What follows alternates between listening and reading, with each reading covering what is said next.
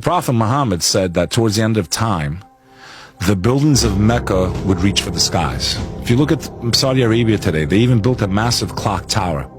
He even said, soon the time will come where the shadow of time covers the Kaaba. Kaaba's that black box that the Muslims pray towards. They don't worship it for you tools in the comments. Black box? You know, the box in Mecca that all the Muslims paint. Pull up Kaaba, man. How do you spell it? K-A-B-A-A. Kaaba black box? The black cube. The black cube. That the Muslims pray towards. Pull up an image of that. So now, that. Pull up that picture towards the right. You got these guys out there trying to say, the Muslims, they worship the box. No, we don't worship the box, because during the time of the Prophet Muhammad, they used to get on top of the box and call prayer. You're not going to stand on top of your own idol. Could you imagine a Hindu standing on top of a statue of Shiva?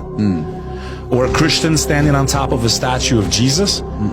Oh, they worship the black stone. No, we don't. There's a concept in Islam known as Niyya. Niyya means the intention. Where's this thing?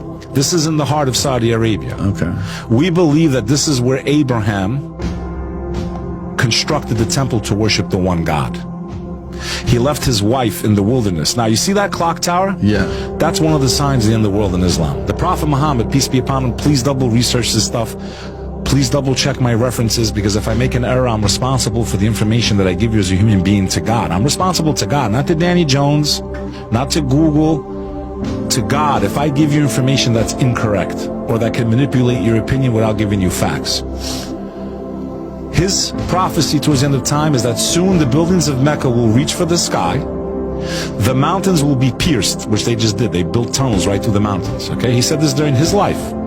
And he said, this is well recorded, he said that soon the shadow of time will cover that black box.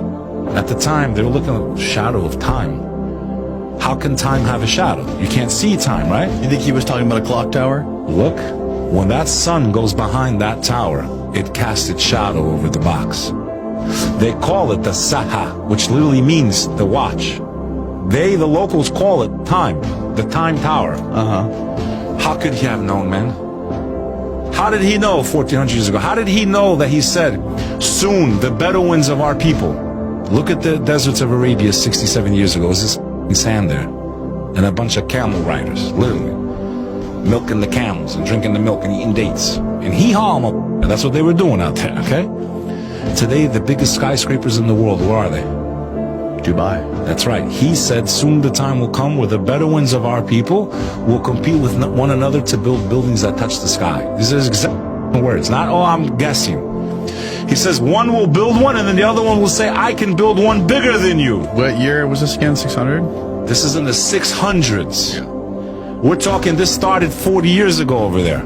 How did the Prophet Muhammad know if he wasn't from divine influence? I dare people to research the signs of the end of the world in Islam. I dare you to.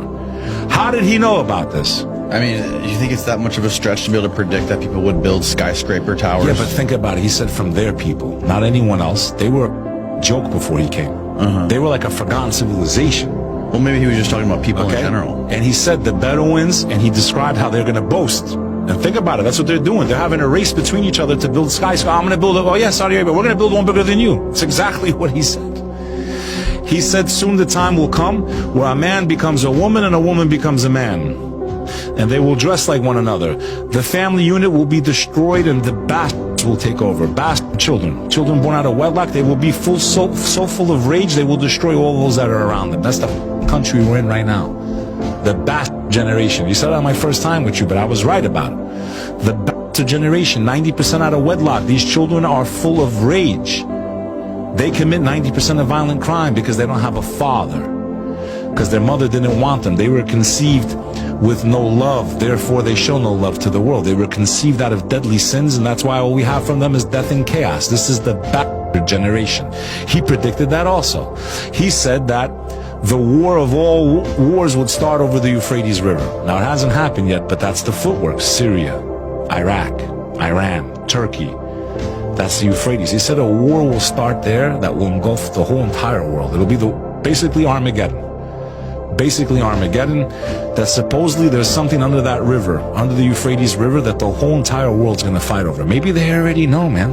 Maybe that's what this is all about. Maybe these powers that be already know. Maybe they read the prophecy and they went to go see what's under that river. What is under that river of the Euphrates? This is also in the Bible, by the way. That when the Euphrates River runs dry, there's end of the world stuff.